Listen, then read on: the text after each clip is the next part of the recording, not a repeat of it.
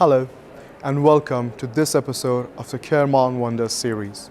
My name is Hojat Alamir, and I'm going to be your host today. We've come here today to talk a little about the Zoroastrian faith. Now let's get them a little bit better.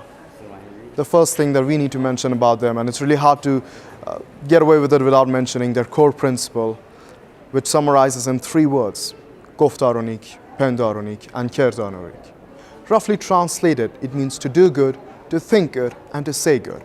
It is a motto and a principle that is hard to argue with and really easy to follow, I think. Now, one other principle that the Zoroastrian people have is to keep the elements around them as pure as they can. Now, what are these elements? Elements such as fire, air, the earth, and water. Now, how they accomplished that and how serious they took that was to an extent it really and completely gave them a reason to be different even in their burial methods. How they relate their death to rest differs from what we normally thought it was.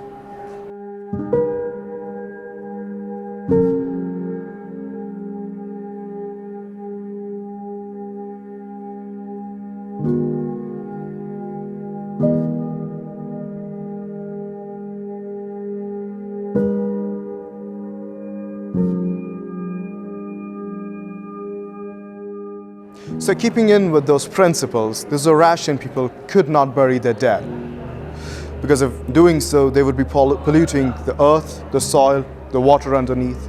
They couldn't use fire either, as using fire would pollute the flames and the air itself. So what did they do?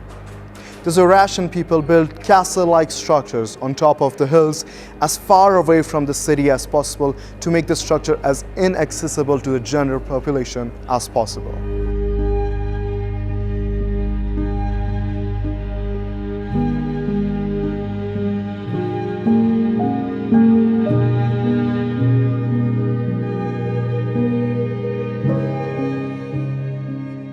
So who took care of it? Who performed the duties and the rituals? People who were called the Nessa Solars. Dramatically translated, it converts into death lords. These people were outcasts of the society, given the task to perform the final rites and rituals of any person who died in this faith.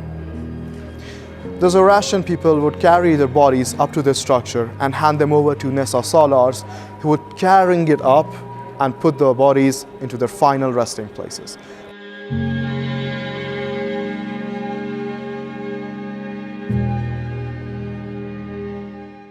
The structure was divided into three circles, so to say. The outer circle was reserved for the men, the mid-circle was reserved for women, and the young were laid rest in the innermost circle. The sun would dry up the bodies, and the vultures would take care of the rest.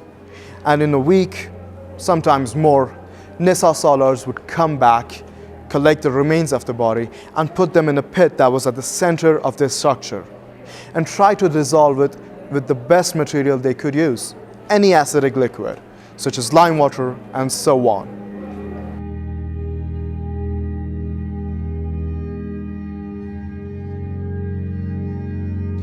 All of this was to achieve one goal: to get the human body back to nature, to cause minimum pollution as possible.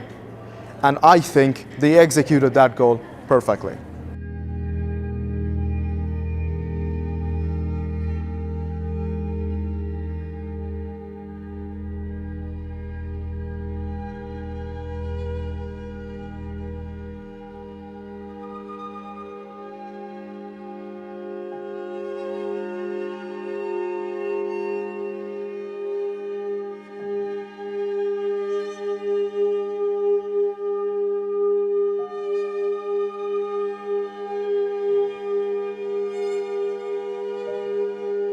Okay, so this is what was done before. Now let's talk about what they do now. The Zoroastrian people found a way to keep in line with those principles and bury their corpse as well. How they accomplished that was by putting down a layer of cement on the grave that would avoid polluting the soil and the earth itself. This new way of burial started ever since the Pahlavi dynasty, and it changed to what it is today. So this is what is being done right now. And those structures that used to be the final resting place of the general population have come to the end of line themselves and now rest as a monument to what was. Well, that's it for today. Thank you for your time, and thank you for staying with me throughout this episode.